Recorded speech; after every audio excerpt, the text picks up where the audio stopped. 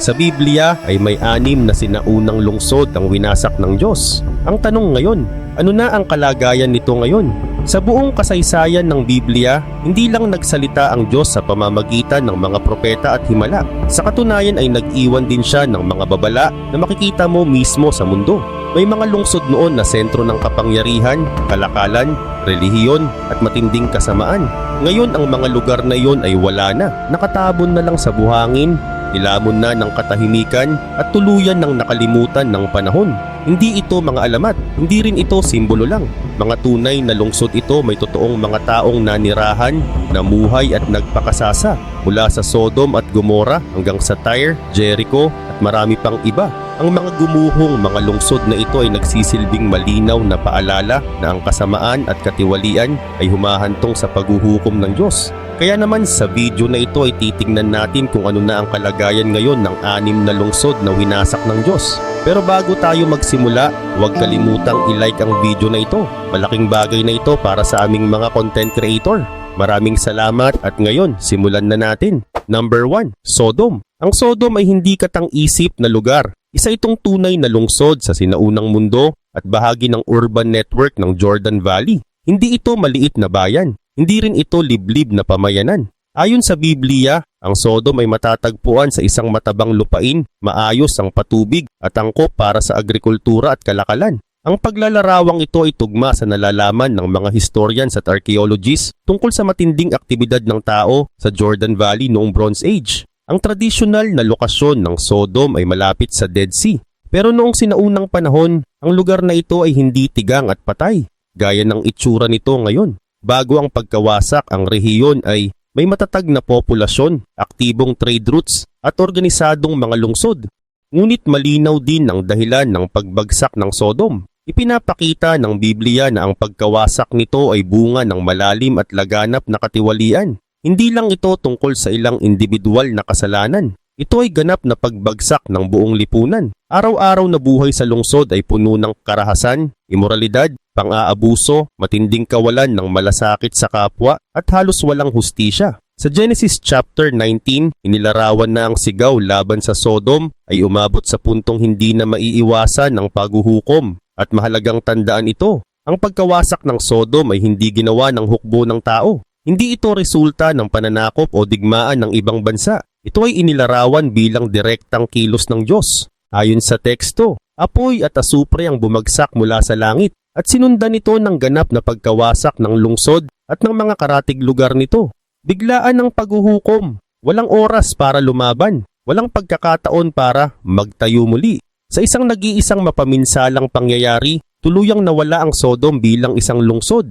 Sa timog at silangang bahagi ng Dead Sea, nakapagtala ang archaeology ng ilang Bronze Age cities na may kaparehong pattern. Marahas na pagkawasak at pagkatapos ay mahabang panahon ng pag-abandona. Hindi ito mukhang unti-unting paghina ng ekonomiya. Hindi rin mabagal na pagbagsak. Ito ay mga biglaang pangyayaring tuluyang tumigil sa urban life. Isa sa pinaka-pinag-aralang lugar ay ang Bab ed-Hadra na matatagpuan sa timog silangan ng Dead Sea. Ang mga excavation dito na isinagawa ng mga archaeologists ay nagpakita ng isang fortified city mula sa early Bronze Age na bigla at marahas na winasak at mula noon hindi na ito muling bumangon bilang lungsod. Sa Bab ed-Hadra naman, natuklasan ng mga archaeologists ang makakapal na patong ng abo, mga gumuhong pader at isang malawak na cemetery na may libu-libong libingan.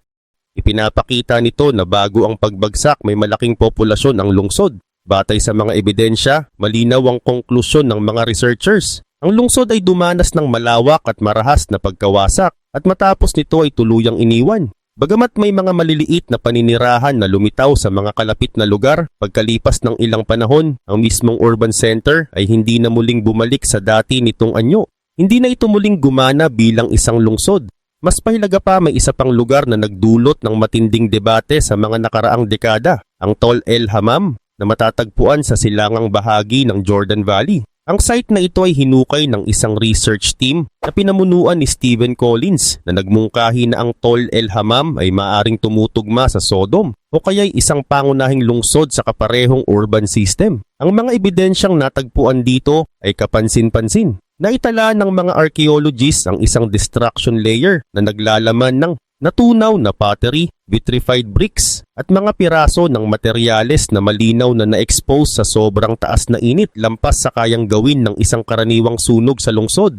May ilang materyales na nagpakita ng deformation na nangangailangan ng napakatinding init na nangyari halos sabay-sabay. Batay sa interdisciplinary research na kinabibilangan ng mga geologists at material scientists, ipinahiwatig na ang pagkawasak ay maaring dulot ng biglaang paglabas ng napakalakas na energy na nakalikha ng sobrang init sa loob lamang ng ilang segundo. Ang mga konklusyong ito ay ibinatay sa microscopic analysis, presensya ng mga molten minerals at sa paraan ng pagkakakalat ng mga labi sa lugar. Gayunman, may mga scholars din na nagbabala na ang eksaktong lokasyon ng Sodom ay nananatiling pinagtatalunan. Ang malinaw at pinagkakasunduan ng karamihan ay ito. May ilang lungsod sa rehiyong ito na bigla at sabay-sabay na winasak noong Bronze Age.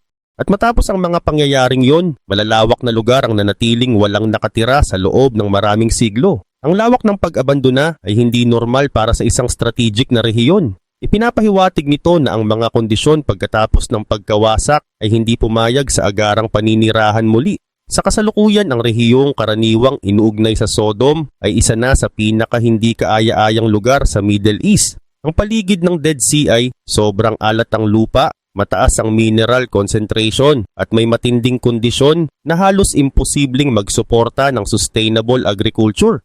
Walang modernong lungsod na itinayo sa ibabaw ng Sodom, walang urban continuity, walang direktang historical reconstruction. Hindi ito tulad ng ibang sinaunang lungsod na paulit-ulit na winasak at muling itinayo. Ang rehiyong ito ay minarkahan ng mahabang panahon ng pag-iwan. Ngayon, ang mga lugar na iniuugnay sa Sodom ay archaeological sites na lamang o ganap na walang naninirahan. Mga lugar para pag-aralan, hindi para tirahan. Ang tanawin ay binubuo ng salt flats, disyerto at kalat-kalat na guho na walang palatandaan ng muling pagbabalik ng kasaganang inilalarawan sa mga sinaunang teksto. Number 2, Jericho. Ang Jericho ay isa sa pinakamatanda at pinaka-strategic na lungsod sa sinaunang mundo. Matatagpuan ito sa Jordan Valley, sa tabi ng isang permanent oasis at may kontrol sa isa sa mga pangunahing daanan papasok sa Canaan mula sa silangan. Dahil sa lokasyon nito, naging mahalaga ang Jericho sa regional trade at territorial defense. Sa panahon ng Biblia, ang Jericho ay hindi isang mahina o madaling lusubin na lungsod. Ito ay mahigpit na pinatibay ng isang komplikadong defensive system. Mayroon itong dobleng pader na gawa sa bato at mud brick, isang sloping outer wall at isang mas mataas na inner wall na may espasyong puno ng lupa sa pagitan.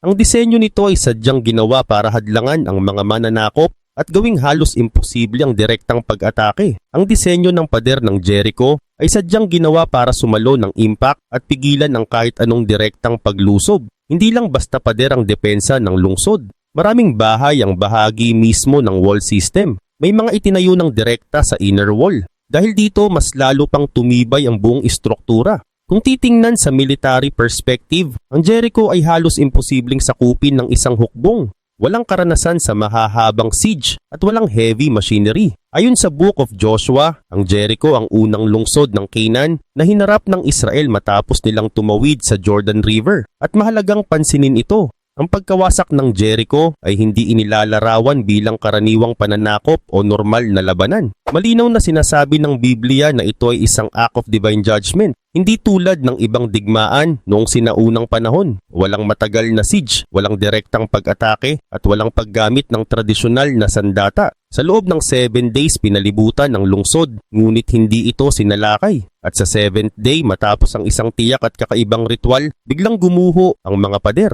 Binibigyang diin ng salaysay na ang pagbagsak ng Jericho ay hindi gawa ng lakas ng tao, kundi resulta ng direktang pagkilos ng Diyos. Matapos bumagsak ang mga pader, ang lungsod ay tuluyang sinunog at winasak. Hindi ito sinako para tirhan. Hindi rin ito ginamit bilang fortress. At dito nagiging natatangi ang Jericho kumpara sa ibang lungsod sa Biblia dahil sa sumunod na nangyari. Pagkatapos ng pagkawasak, nagbigay si Joshua ng isang matinding sumpa sa harap ng mga tao. Ganito ang nakasulat sa Joshua chapter 6 verse 26. At that time Joshua made an oath, saying, "Cursed before the Lord is the man who rises up and rebuilds this city Jericho. At the cost of his firstborn shall he lay its foundation, and at the cost of his youngest son shall he set up its gates. Ang pahayag na ito ay malinaw. Hindi na muling itatayo ang Jericho bilang isang pinatibay na lungsod at sino mang magtangkang gawin ito ay magbabayad ng napakabigat na halaga. Mula sa pundasyon hanggang sa mga tarangkahan, kapalit ang buhay ng kanyang mga anak. Hindi ito simpleng simbolikong babala. Ito ay isang judicial at spiritual condemnation na tuluyang nagtakda ng kapalaran ng lungsod. Pagkalipas ng maraming siglo, noong panahon ni King Ahab, mismong ang Biblia ang nagsabi na may isang lalaking nagngangalang Hiel of Bethel na nagtangkang itayong muli ang Jericho. Ayon sa 1 Kings chapter 16 verse 34, nang ilagay niya ang pundasyon, namatay ang kanyang panganay na anak at nang itayo niya ang mga tarangkahan, namatay ang kanyang bunsong anak. Eksaktong katuparan ng mga salitang binigkas maraming siglo ang nakalipas. Ang archaeological site ng Jericho na kilala bilang Tel Sultan ay hinuhukay at pinag-aaralan mula pa noong late 19th century. Natuklasan ng mga archaeologists ang isang walled Bronze Age city na marahas na winasak. Isa sa mga pinakamahalagang ebidensya ay ito. Ang mga pader ay bumagsak palabas, hindi pa loob. Hindi ito tugma sa isang normal na military siege. Sa halip, ipinapakita nito ang biglaang structural collapse na agad nagbigay ng access papasok sa lungsod. Bukod pa rito, natagpuan ang malalaking dami ng butil na nakaimbak sa mga nasunog na sisidlan. Ipinapakita nito na hindi naubos ang pagkain, walang matagal na siege at hindi ninakaw ang supply. Ang mga butil ay nasunog kasama ng lungsod. Bagamat may debate sa eksaktong chronology, malinaw ang resulta ng mga excavation. May malawak na pagkawasak na sinundan ng pag-abandona ng pinatibay na lungsod. Sa puntong ito, malinaw ang pinagkakasunduan ng archaeology sa isang bagay. Ang fortified Jericho ay marahas na winasak at hindi na muling bumangon bilang isang paderadong lungsod. Sa ngayon may lugar pa ring tinatawag na Jericho, pero hindi na ito ang biblical Jericho. Ang sinaunang lungsod ay nananatili bilang isang archaeological tell, isang bunton ng lupa na nabuo mula sa patong-patong na mga paninirahan sa loob ng libu-libong taon. Wala nang buhay na lungsod doon.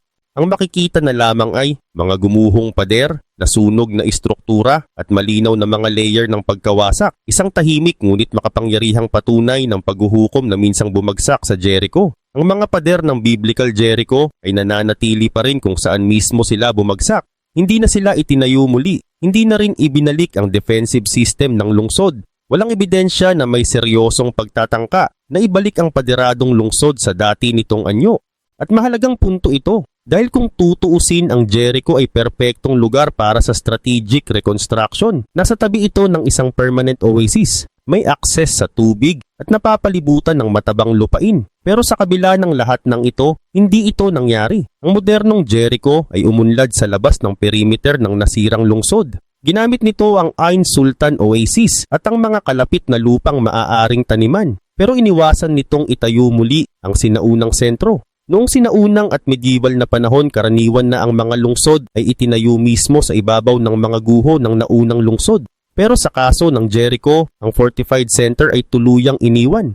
Ito ang dahilan kung bakit naiiba ang Jericho sa maraming iba pang sinaunang lungsod. Maraming lungsod ang winasak ng digmaan, lindol o sunog. Pero paulit-ulit na itinayo muli. Ang Jericho ay hindi. Ang lungsod na iyon ay nanatiling guho. Nagpatuloy ang buhay sa paligid nito, pero hindi kailanman sa ibabaw nito. Number 3, Ai. Ang Ai, na tinatawag ding Hai sa ilang bahagi ng Biblia, ay isang Canaanite city na matatagpuan sa gitnang kabundukan ng Canaan, malapit sa Bethel.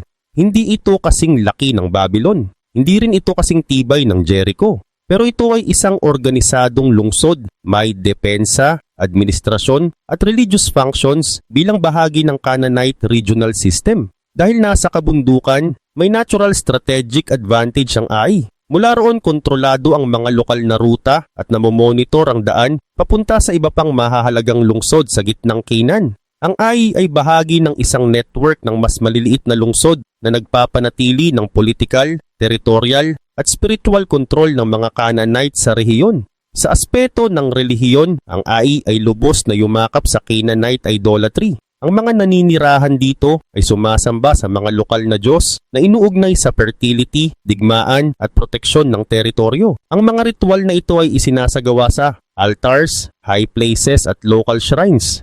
Kasama rito ang mga gawain tulad ng ritual prostitution, magical practices at mga sakripisyong layong tiyakin ang kasaganahan ng ani at tagumpay sa digmaan.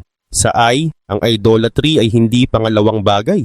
Ito ay sentro ng buhay panlipunan at pampolitika ng lungsod. Itinala ng Biblia ang kasaysayan ng Ai sa Book of Joshua. Nagsimula ang kwento sa Joshua chapter 7 kung saan unang hinarap ng Israel ang lungsod. Sa pagkakataong ito, hindi nagtagumpay ang Israel at malinaw ang paliwanag ng teksto. Ang dahilan ay hindi lakas militar ng Ai, kundi kasalanan sa loob mismo ng kampo ng Israel. Dahil dito natalo ang Israel at 36 soldiers ang namatay. Nagresulta ito sa takot at matinding panghihina ng loob ng buong bayan. Ang huling pagbagsak ng Ai ay nakatala sa Joshua chapter 8. Matapos maitama ang kasalanang naging sanhi ng unang pagkatalo, inutusan ng Diyos si Joshua na bumalik at lusubin muli ang lungsod. Sa pagkakataong ito, ang tagumpay ay buo, malinaw at maingat na isinagawa. Gumamit ang Israel ng isang tiyak na military strategy. Inakit palabas ng lungsod ang mga kalalakihan ng Ai at saka sinakop ang lungsod ng biglaan. Ayon sa Biblia, ang Ai ay tuluyang sinunog at ginawang ganap na guho. Sinasabi sa Joshua chapter 8 na ang lungsod ay naging isang bunto ng mga guho magpakailanman. Ang hari ng Ai ay pinatay at walang binanggit na anumang pagtatangka na muling itayo o ibalik ang lungsod. Ang pagkawasak ay pinal. Mula sa archaeological perspective, ang eksaktong lokasyon ng Ai ay isa sa pinakamatagal na pinagtatalunang usapin sa biblical archaeology. Sa mahabang panahon, ang site na kilala bilang Etitel ang itinuring na Ai. Ang mga excavation doon ay nagpakita ng isang malaking early Bronze Age city na marahas na winasak at nanatiling inabandona sa loob ng maraming siglo. Ang problema lang na tinuturo ng ilang archaeologist ay ito. Ang pagkawasak ng site na Etitel ay nangyari mas maaga kaysa sa karaniwang petsang itinatakda ng biblical timeline. Dahil dito may mga nagduda kung ito nga ba ang tunay na lokasyon ng Ai. Pero ang mismong katotohanan iyon ay mahalaga rin. Ipinapakita ng Etitel ang isang lungsod na winawasak at hindi na muling itinayo bilang mahalagang urban center.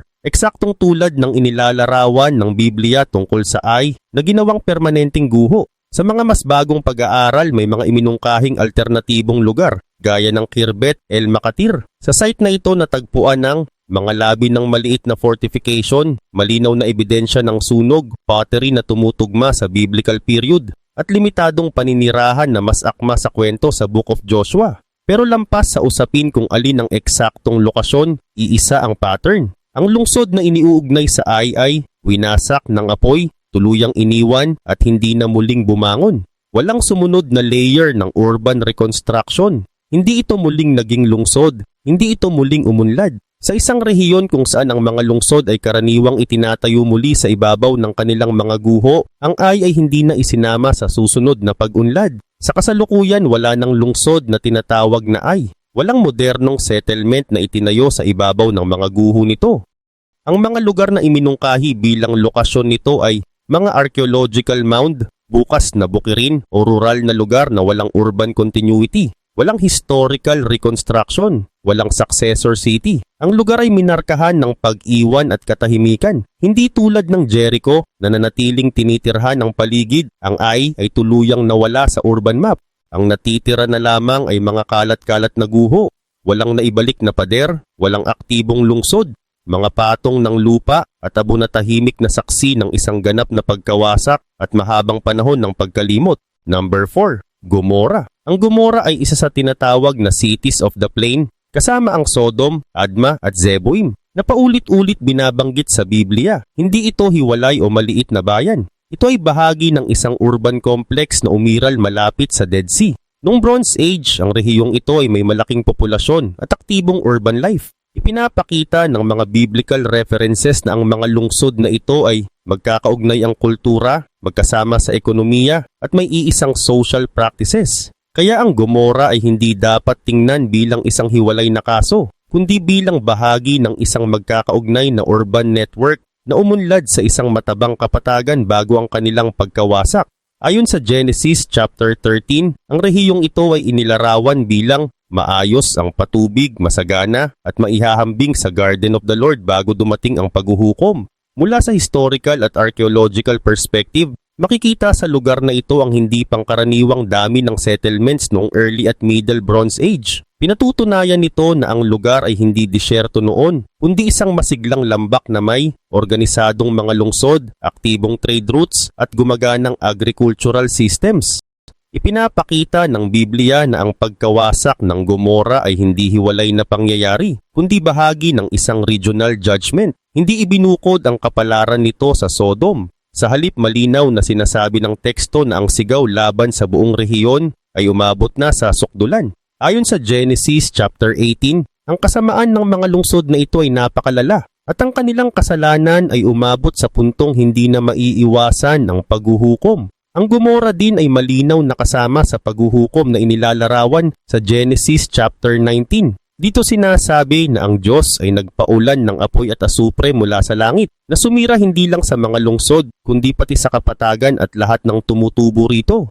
Binibigyang diin ng wika ng Biblia na ang nangyari ay ganap na pagkawasak. Hindi lang mga gusali ang nawasak kundi ang buong urban at agricultural ecosystem. Ibig sabihin hindi lang lungsod ang bumagsak, pati ang kakayahan ng lupa na magbigay buhay ay gumuho rin. Ilang iba pang talata sa Biblia ang nagpapatunay sa bigat at pagiging permanente ng paghuhukom na ito. Sa Deuteronomy chapter 29, binanggit ang Sodom at Gomora bilang halimbawa ng isang lupain na naging asupre, asin at ganap na pagkatiwangwang. Isang lugar na wala nang maitanim at wala nang tutubo. Sa Isaiah chapter 1 at Jeremiah chapter 23, muling ginamit ang Gomora bilang simbolo ng hindi na maibabalik na pagkawasak, bunga ng malalim na moral at spiritual corruption. Hindi tulad ng Jericho kung saan may malinaw na sumpa laban sa muling pagtatayo. Sa kaso ng Gomora, sobrang lubos ng pagkawasak kaya hindi na nga binanggit ng Biblia ang anumang pagtatangkang ibalik ito.